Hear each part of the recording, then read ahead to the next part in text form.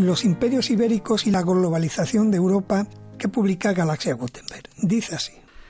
Los imperios tienen una justificada mala fama y los imperios ibéricos la tienen aún peor.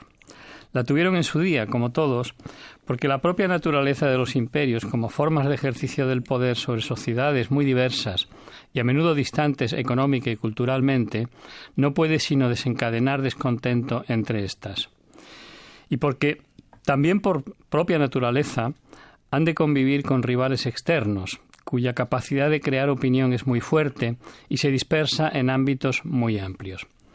Pero se da el caso de que los imperios ibéricos fueron los últimos en Europa, junto al ruso quizás, que se sustentaron en una serie de valores que habrían de entrar en crisis en el mismo momento en que se formaron los estados nacionales, la sociedad laica, el capitalismo y la revolución científica, que están en la médula de la escala de valores desde la que a menudo miramos el pasado.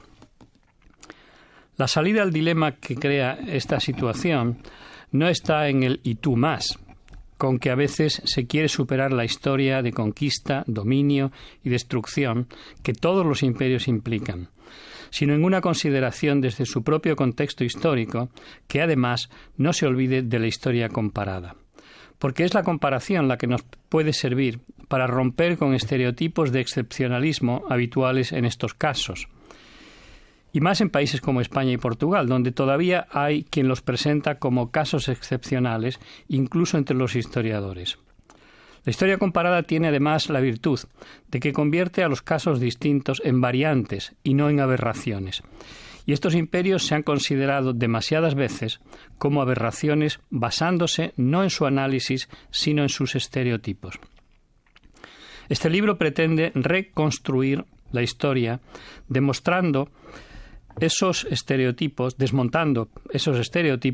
desde la perspectiva de la historia de las economías políticas de esos imperios. Es decir, partiendo de cómo la organización institucional de estos, que es un reflejo de las relaciones sociales y de poder, han afectado a sus economías y capacidad de movilización de recursos militares. Señor Jung, ¿por qué han tenido tan mala prensa los imperios español y portugués? Bueno, en parte está en el texto que acabo de leer. Es decir, todos los imperios tienen mala prensa porque son formas de dominar muchas sociedades que generan siempre mala prensa sobre quien les está dominando. Aunque haya relaciones de negociación, la mala prensa es inevitable.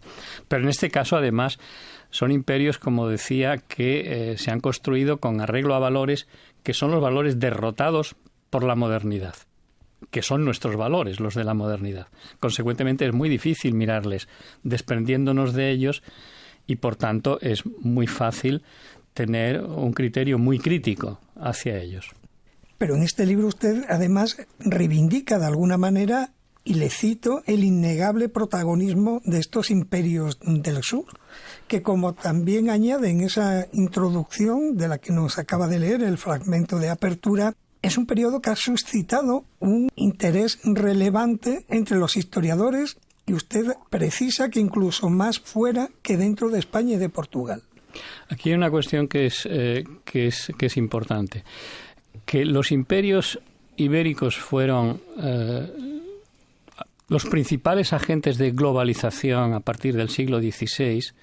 Esto es algo innegable y, por tanto, la globalización con sus claros y sombras, con sus aspectos negativos y positivos, ha sido impulsada por estos imperios. ¿Qué ocurre?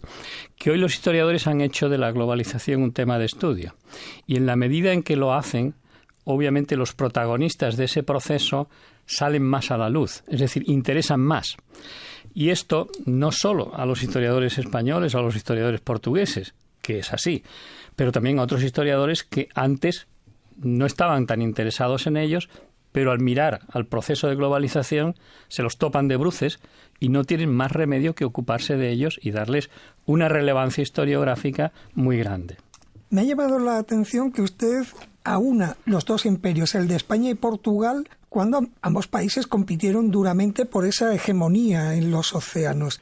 ¿Qué similitudes y qué diferencias encontramos entre ambos proyectos nacionales? El aunarlos es fruto de que yo antes había escrito otro libro donde no iban juntos y estoy convencido de que hay que estudiarles juntos para conocerlos. Hay que estudiarles juntos primero en sus interacciones. Son dos imperios que incluso antes de estar unidos en la corona de los Habsburgo,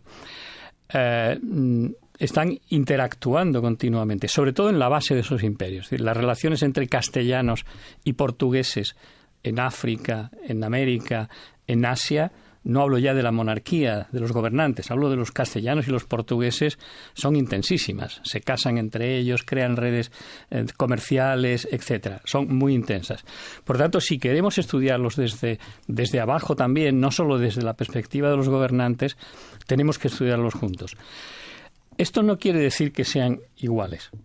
La historia de España y de Portugal tiene además un momento clave, que es la rebelión de Portugal de 1640 contra la monarquía de los Habsburgo, que gobiernan también en los territorios de lo que actualmente es el Estado-Nación España, la corona de Castilla, la corona de Aragón, etcétera.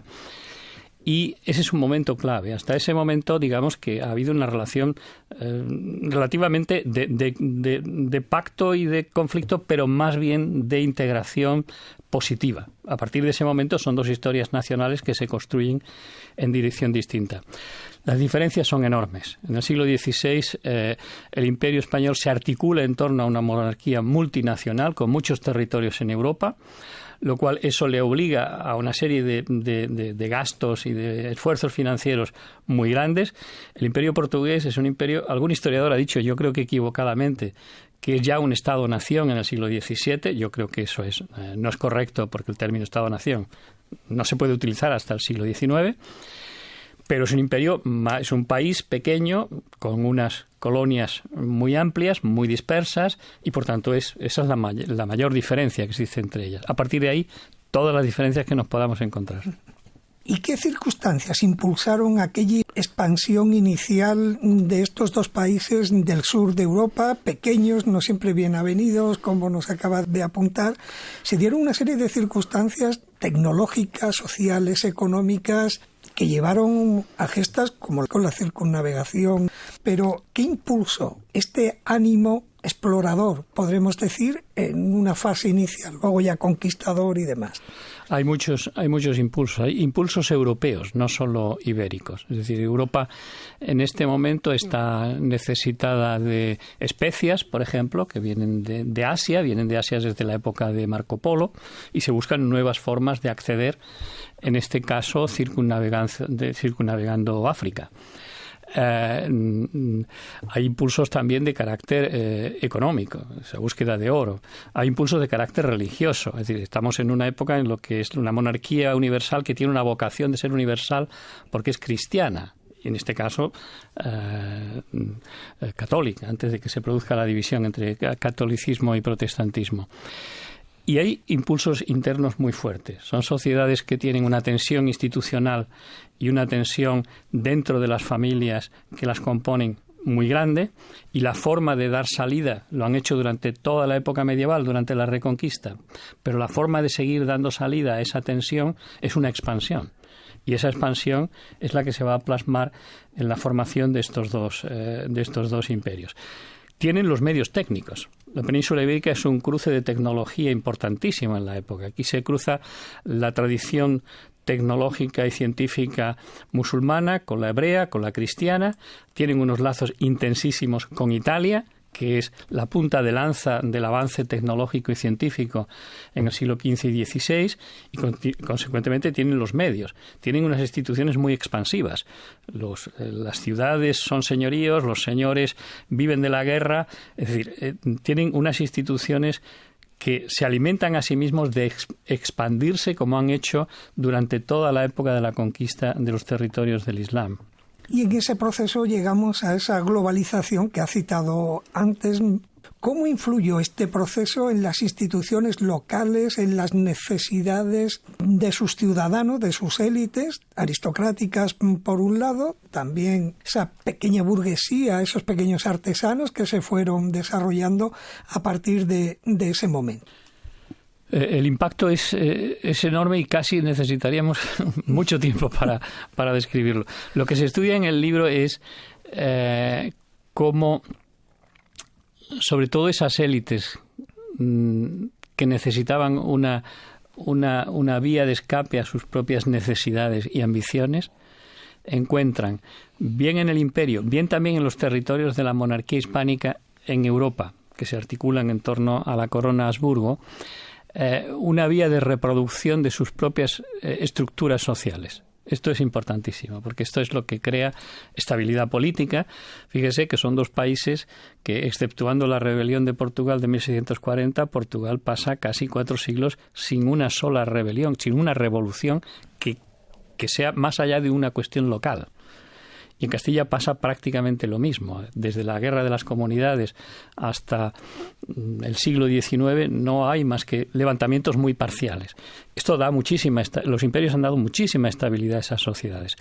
Esto no quiere decir que los imperios hayan sido buenos para todos. En la medida en que se reproducen formas de dominio social, evidentemente hay una parte muy importante de la población que se beneficia muy poco de esos imperios o muy indirectamente, y que, digamos, no se la puede considerar tampoco como una parte responsable de la gestión de esos imperios. Pero los impactos podríamos buscar muchísimos. Los artesanos de Castilla, por ejemplo, encuentran una vía de migración a América muy importante. Eso también relaja tensiones dentro. Desde el punto de vista económico, la constitución de estos aparatos políticos tienen mucha eficiencia durante un tiempo, pero pierden competitividad en un mundo global cada vez más competitivo, y esto afecta a la economía ya en el siglo XVII. Es un aspecto muy llamativo, relevante también, lógicamente, en este ensayo. A veces pecamos de un excesivo eurocentrismo a la hora de enfocar la historia universal. Usted plantea, por ejemplo, que ya en la época existían imperios poderosos, el chino, el moscovita, y ahí se estableció una competencia con el europeo. Esto es también muy importante y me alegro mucho que me lo pregunte, porque yo creo que es uno de los argumentos que atraviesan el libro y que el lector debe estar atento a encontrarlos. Nos miramos mucho desde nosotros mismos. Y yo siempre pienso que la historia de Europa se entiende muchas veces mejor, o por lo menos se completa lo que entendemos de ella si la miramos desde fuera. Este libro estudia la historia de cómo esos imperios han afectado a los territorios ibéricos y, por tanto, también a Europa, pero en muchas ocasiones lo hace desde fuera. Es decir, son los problemas de esos imperios lo que permiten entender qué está ocurriendo en Europa. Es decir, lo que ocurre en América, lo que ocurre en Asia, lo que ocurre en África, permite entender más ricamente lo que ocurre en Europa. Pero hay otra dimensión, que es la que usted me dice. No podemos pensar la globalización como un proceso que arranca solo de Europa, y mucho menos que arranca solo de la península ibérica. El imperio moscovita empieza a expandirse desde finales del siglo XV y principios del siglo XVI. Llegan hasta el estrecho de Bering ya en los años 30 del siglo XVII. Controlan, no del todo, porque Siberia ni siquiera la han controlado todavía, pero controlan muchas rutas de ese espacio. El Imperio Otomano lo miramos siempre desde Europa, porque se expande hacia Europa, pero sobre todo después de la batalla de Lepanto y antes también se expande hacia Asia. Tiene una proyección de globalización muy grande. El imperio persa, el imperio safávida, también se extiende. El imperio mughal de la India, que se empieza a desarrollar en la segunda mitad del siglo XVI y que conquista en el Deccan, también se extiende. China está navegando hasta Madagascar desde el siglo XV y se retraen, no quieren seguir adelante. Japón está creando un imperio muy fuerte. Es decir, hay otros polos de globalización imperial, porque hay otra globalización que no tiene nada que ver con los imperios también, de la que se habla en el libro, que son muy importantes para entender lo que está ocurriendo. De hecho, una de las tesis del libro es que muy probablemente los problemas de los imperios ibéricos no se deben entender solo por la presión de holandeses e ingleses en el Atlántico, sino por la capacidad negociadora que da a todos estos imperios asiáticos con ingleses y holandeses en el Índico, en el Pacífico, en el Mar de la China, en Filipinas. Eso es algo que muchas veces ha escapado. Hace poco daba una conferencia en Argentina y los propios colegas me decían, es que no lo habíamos pensado nunca en esta otra dimensión, que aquí está afectando lo que ocurre allí. Es el famoso efecto mariposa, que creemos que estamos haciendo algo, pero nos está influyendo algo que está ocurriendo a miles de kilómetros. ¿Cuál era esa otra globalización a la que se refería? Sí, esto hay una parte concreta, es en el capítulo 6, si no recuerdo, donde se intenta decir, y se explica, lógicamente, que los imperios son las estructuras políticas que han dado lugar a la globalización. Pero al mismo tiempo hay otra serie de redes sociales de carácter más informal, no políticas, que están fomentando también la circunvalación del globo, vamos a llamarlo así, y que muchas veces se nos olvida cuando pensamos en las grandes empresas de Magallanes, Elcano, que está muy bien que las recordemos, por supuesto, pero, por ejemplo, por darle un ejemplo, los jesuitas, que no son ningún imperio, aunque van a formar un auténtico consorcio, están ya en China desde la segunda mitad del siglo XVI, también en Latinoamérica. Ellos han creado un círculo. Hablamos mucho de los jesuitas, pero igual estaba ocurriendo con los agustinos. Los dominicos, algo parecido. Es decir, estos no son imperios. Las diásporas judías a finales del siglo XVI se extienden hacia Asia, bajo el paraguas del Imperio Portugués, pero son autónomas y se extienden también hacia América. Están creando una circunvalación del globo. Desde Manila también se extienden, desde Acapulco también se extienden hasta Manila. Y podríamos seguir con los ejemplos de gente, no de imperios, que han creado la globalización. Y esto me interesa mucho porque es muy importante que se recuerde. Además, esas congregaciones religiosas funcionaban con una cabeza principal, con una élite principal, habitualmente situada en Roma, con una dependencia jerárquica importante, lo que le permitía actuar en todos esos territorios con una política unitaria, podemos decir. Efectivamente, y con otra característica que a veces también se olvida cuando se estudian los imperios, porque como son tan grandes que normalmente los estudiamos uno a uno y no nos damos cuenta de las diferencias y similitudes que tienen entre ellos. Es lógico. Es una cuestión en cierta forma, de tamaño y de que el historiador es difícil que lo pueda abarcar todo. Pero hay una característica importante.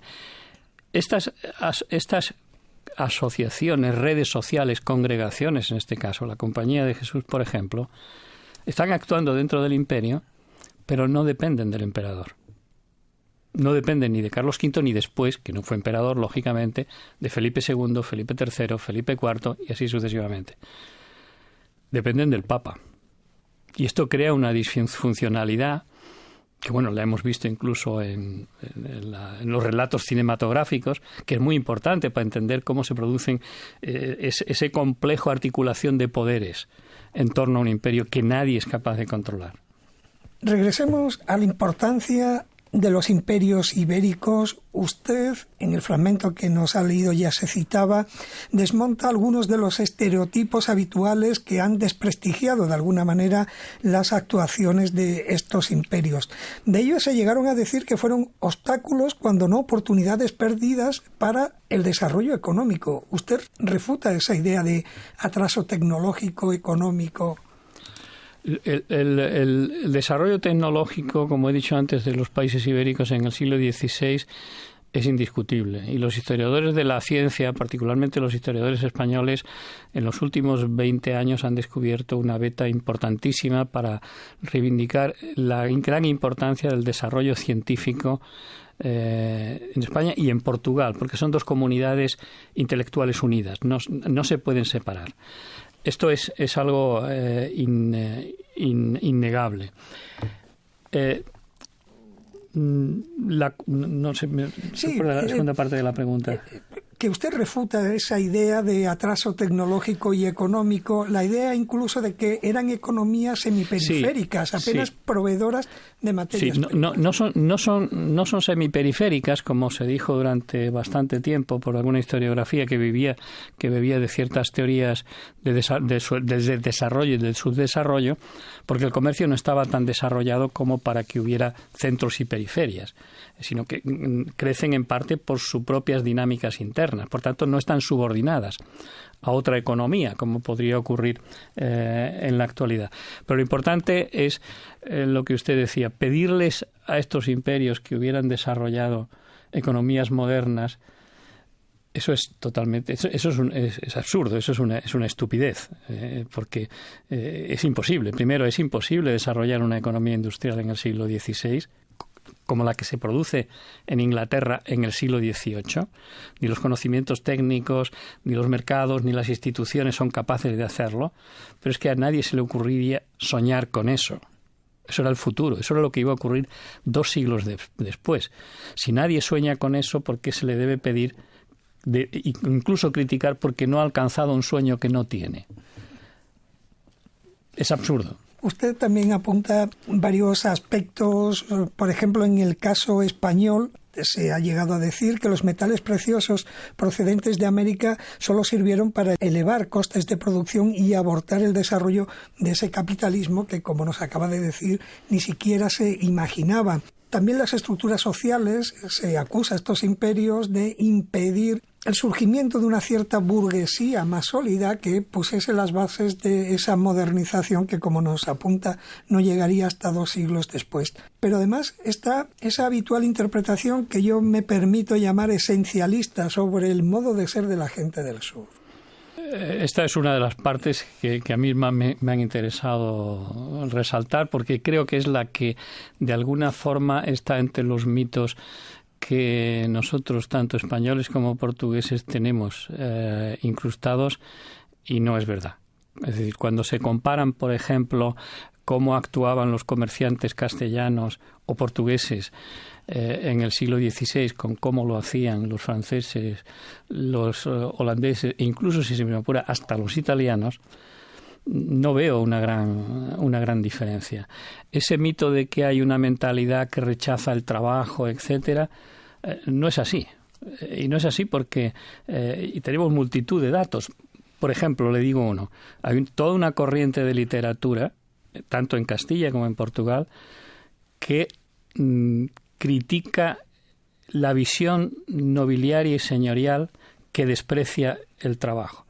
La hemos tomado como un documento, puesto que lo critican, es que esa visión era tan grande que nadie en realidad elogiaba el trabajo. Pero la debemos tomar como una reflexión, puesto que la critican, es que ellos están reivindicando el trabajo frente a esa visión, que es la que nos ha quedado, la sociedad del honor, etcétera. Tenemos muchos ejemplos, en Sevilla particularmente, muchísimos ejemplos de hasta qué punto esto estaba muy presente. Le doy uno.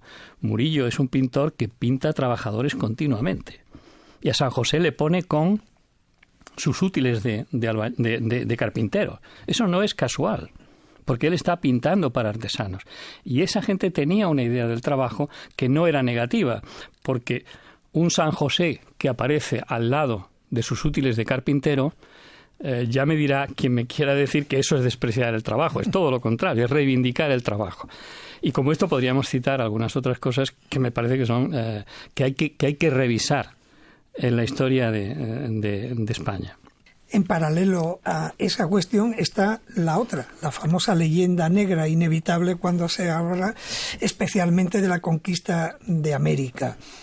Parece que los historiadores están en estos tiempos reconsiderando un poco qué ocurrió en esa tarea de conquista, que la hubo, pero a veces también sorprende que un ejército de poco más de un centenar de personas pudiese haber barrido o haber eliminado de forma tan violenta pues imperio como el azteca.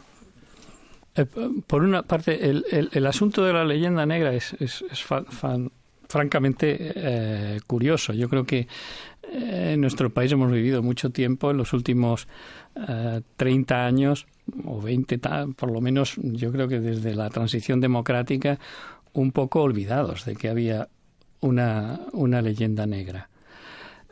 Ahora se ha vuelto sobre este tema. Yo creo que es una vuelta muy artificiosa y que no creo que la gente de la calle esté tan preocupada por la leyenda negra. Está preocupada cuando se le cuenta que hay una leyenda negra y empieza a adoptar una especie de posición un tanto, si se me permite el término, que quizás sea un poco fuerte, paranoica. Yo he vivido mucho tiempo, 10 años fuera de este país. No he visto ni leyendas ni negras ni doradas. Puedo garantizarle que normalmente eso no es lo que forma parte del trato cotidiano a un español fuera de su país. Yo creo que el tema de la leyenda negra se ha hinchado, más incluso de lo que le corresponde. De hecho, el libro no entra en la leyenda negra por una razón muy sencilla. Yo creo que la leyenda negra es un atracón de pesimismo y se puede convertir en un atracón de triunfalismo, porque en eso es en lo que se la convierte, reaccionando contra ella de forma, digamos, fuera de lugar, excesiva. Yo creo que lo que les interesa a los ciudadanos es conocer su historia y digerir su historia. Y eso es lo que hace a los pueblos maduros, digerir su historia. No lo que se ha dicho sobre ellos. No tener la paranoia de decir qué han dicho de nosotros, qué mal nos consideran, etcétera, porque además a lo mejor ni siquiera es esto. Sino yendo a los hechos y viendo exactamente qué es lo que tenemos que conocer de ellos para digerir esa historia. Y esa es la segunda parte de su pregunta. La violencia en América, por ejemplo. Es verdad que hay unas dosis de violencia grandes y, sobre todo, es verdad que hay dos sociedades cuya tecnología militar era muy desigual. Y cuando digo tecnología militar, se debe pensar, y se dice en el libro, que no estamos hablando solo de arcabuces, estamos hablando de técnicas de guerra que se basan en uso de perros o el uso de caballos, y que eso, evidentemente, tiene una fuerza destructiva en sociedades que no disponen de esta capacidad muy grande. No era tan complicado. Había que hacer un gran esfuerzo, eso también hay que decirlo. Tampoco era... Pero atribuir a todo eso, por ejemplo, la enorme calamidad que ocurre en la historia, que es que que en poco tiempo la población americana se ha reducido en un 60-70%. Y yo calculo las cantidades. Eso podría ser en torno a un 10 o un 15% de la población mundial. En ese momento, es una de las grandes calamidades que ha vivido la humanidad. Atribuir todo eso solo al dominio, a la violencia, etcétera, eso es algo que hoy no se hace. Hoy lo que consideramos es que eso fue importante, pero que sobre todo eso se mezcló con una serie de problemas de tipo ecológico. Hay un choque entre ecosistemas distintos. Ecosistemas implica animales que tienen una capacidad de reproducirse en el Nuevo Mundo enorme. En poco tiempo hay manadas de caballos enormes en muchas partes de América que destruyen cosechas, cerdos que destruyen incluso fuentes de alimentación de las comunidades indígenas originales, microbios. Todo eso tiene un efecto muy grande y entra dentro de esos aspectos negativos. De modo que lo que yo intento en el libro es intentar mostrar o probar a mostrar que es la interacción entre estos dos elementos, el humano y el ecológico, lo que está provocando un desastre que es una lección para el futuro, porque se pueden estar produciendo en la humanidad, y de hecho está ocurriendo procesos similares, donde los hombres no son capaces de controlar los efectos perniciosos que está produciendo el encuentro de ecosistemas. Hay otro aspecto de suma importancia también por su proyección actual, como lo que nos acaba de contar. Se ha llegado a plantear, y usted lo analiza, que estos imperios, y sobre todo el español, causaron procesos anómalos que le impidieron de alguna forma construir estados sólidos. Y eso nos lleva al debate actual sobre la configuración territorial de España, las tensiones territoriales. Pero no me interesa tanto el presente, sino el estudio de su ensayo. Aquella diversidad de la que hemos hablado ya entre la monarquía y los territorios que configuraban, no era una nación, pero que configuraban, pues bueno, aquella entidad territorial, llevaban en el interior una cierta autodestrucción. Dice que no le interesa el presente, pero a mí un poco sí. Es decir, yo creo que como historiador me interesa el presente. Y creo que hay que distinguir muy bien lo que se dice como historiador de lo que se dice como ciudadano. Pero voy a hablar solo como historiador. Mis ideas políticas no las voy a comentar aquí, porque eso sí que seguro que no interesa a su público. Somos muy masoquistas con este tema. Es decir, el Estado-nación que hoy llamamos España se crea fundamentalmente en el siglo XIX a partir de un proceso anterior de creación de un imaginario español, que es muy complicado, eso existe antes, y no es mucho más traumático, ni mucho más difícil, ni mucho más violento que el italiano o el alemán. Son estados-naciones que incluso se crean después. No se puede hablar de esto ya hasta prácticamente, en algún caso, los años 60 del siglo XIX. Y son estados-nación que han surgido de sociedades también muy diversas, con sistemas políticos muy fragmentados. Esto como historiadores y como ciudadanos tenemos que mirarlo así. Esto no es una excepción. Y por tanto el Imperio Español tampoco es una anomalía en este sentido. Es decir, el Imperio Español ha reproducido estructuras políticas, sociales y económicas que eran las de su época, pero no ha creado un caso anómalo. Porque además la formación de un Estado-nación no es algo que depende solo, aunque sea muy importante, de tener o no tener un imperio. Repito, es muy importante. Pero decir que España es algo, digamos, anómalo por esta historia, esto es calificar a la historia de una forma que no le corresponde. Sí estudia usted en profundidad cómo aquella monarquía que dio lugar a esos imperios, hispano por un lado, portugués por el otro, cómo se veía obligada a negociar con aquellas élites territoriales. Nos lo ha comentado antes, eran territorios fragmentarios, territorios que se fueron constituyendo en una acción de conquista, primero con los musulmanes y luego hacia el exterior. Y hay un aspecto que me ha llamado mucho la atención, su estudio sobre esas redes familiares en la política de la época, el clientelismo, los lazos dinásticos que a menudo, y también podemos traerlo al presente, ha derivado en corrupción a veces. Hay que entender que la familia del antiguo régimen era distinta, cuando digo antiguo régimen obviamente me refiero a la época moderna, era distinta a la actual y tenía valores muy distintos a los actuales. Para empezar, eran sistemas familiares mucho más extensos. La familia nuclear existía, pero las relaciones horizontales con primos, sobrinos, etcétera, eran mucho más intensas de lo que son hoy. Y al mismo tiempo hay que entender que en muchas ocasiones, sobre todo en el caso de las élites, son linajes. Es decir, no es solo una familia, son muchas familias juntas que tienen un cabeza de linaje que es el que distribuye favores y pide también obligaciones a quienes forman parte de ese linaje. En esa lógica, la solidaridad familiar, la reciprocidad familiar, que es una forma además de evitar los conflictos enormes internos que son enormes dentro de la familia, porque son familias muy enfrentadas en el seno de ellas, se solucionan esos conflictos distribuyendo recursos, distribuyendo bienes materiales, pero también distribuyendo bienes inmateriales, carreras políticas, y se da lugar a una forma de actuación que es incluso capaz de utilizar las instituciones públicas en beneficio de estas estructuras, que entienden que ellas son tan importantes como lo que hoy nosotros entendemos que es el Estado.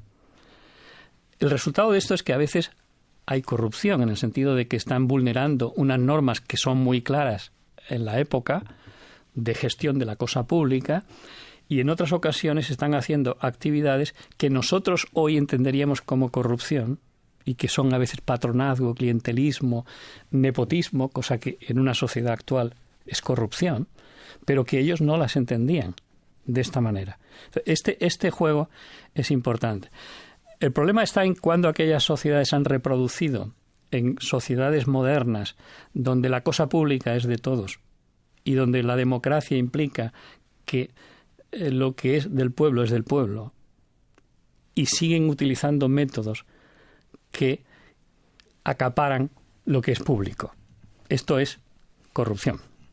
Señor Jung, estos imperios, con todo su carácter expansivo de desarrollo económico mundial a todos los efectos, ¿cuál es la cruz?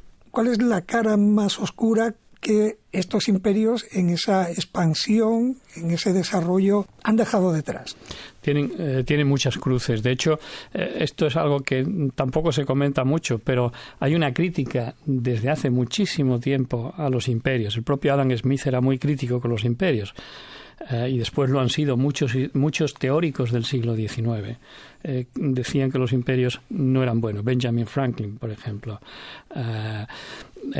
Tenían una crítica muy fuerte.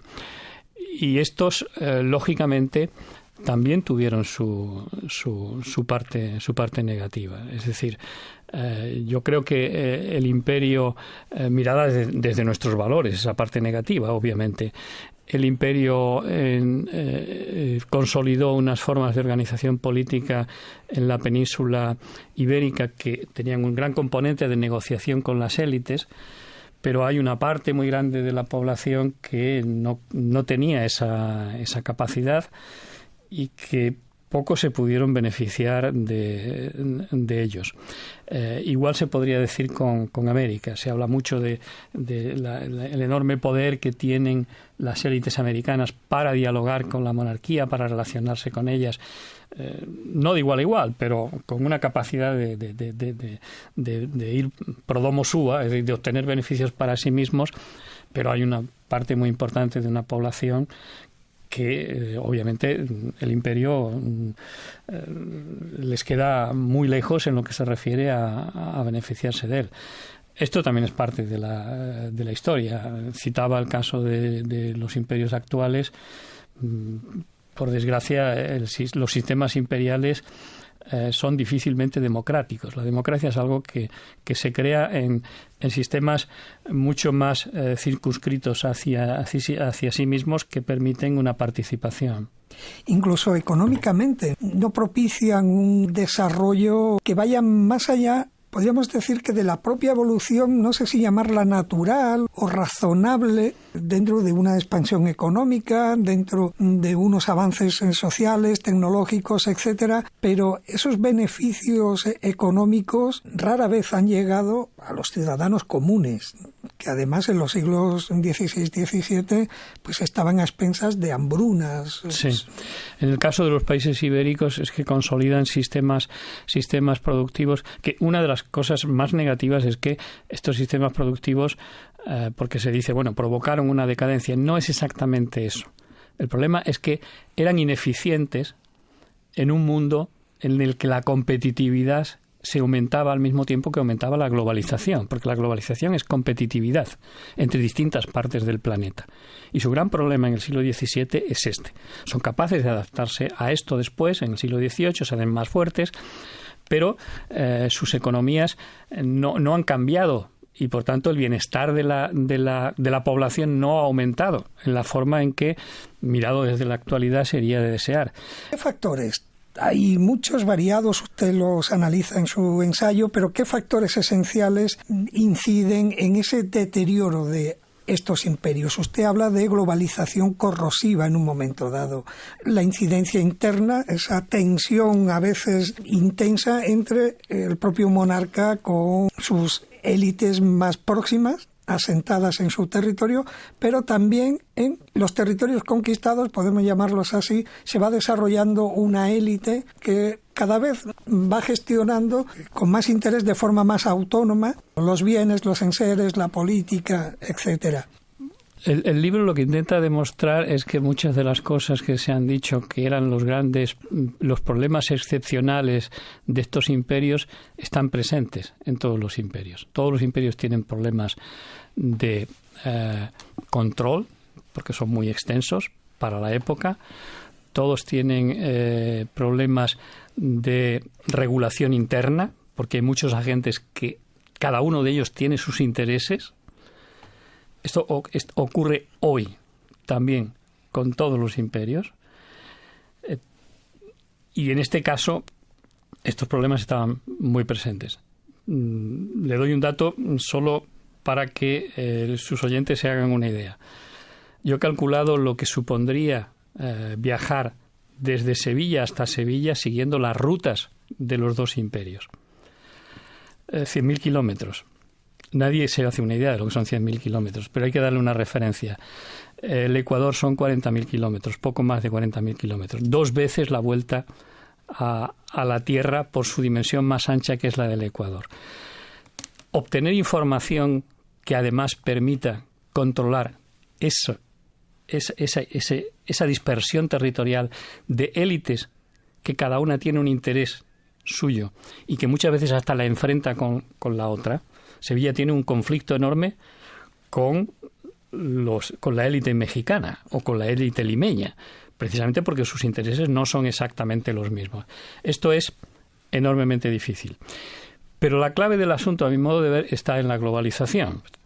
Es decir, los imperios han sido uno de los agentes de la globalización, pero la globalización se vuelve contra ellos. Es decir, un mundo con cada vez más focos de crecimiento económico, de desarrollo político, como los que hemos citado antes, es una amenaza enorme para estos imperios. Y se ven obligados a cambiar. Es decir, el gran problema de los imperios es que han creado algo que es imposible que ellos controlen, que es la globalización. Pero esto ocurría en el siglo XVI y siglo XVII y sigue ocurriendo ahora. Yo me pregunto cuáles son los problemas de Donald Trump. Tienen mucho que ver con la globalización. Y lo mismo podría decir de los problemas que tiene China en la actualidad y más de los que va a tener en el futuro. Tienen que ver con que esas sociedades que se abren y que se dispersan es muy difícil ser controladas desde un centro político. Y si tienen otras que compiten con ellas, ya están en una situación de debilidad. Pues con esa ilustración sobre el presente, una más de este magnífico ensayo, Los imperios ibéricos y la globalización de Europa, que publica Galaxia Gutenberg. Le agradecemos a su autor, el catedrático Bartolomé Casalilla. Gracias.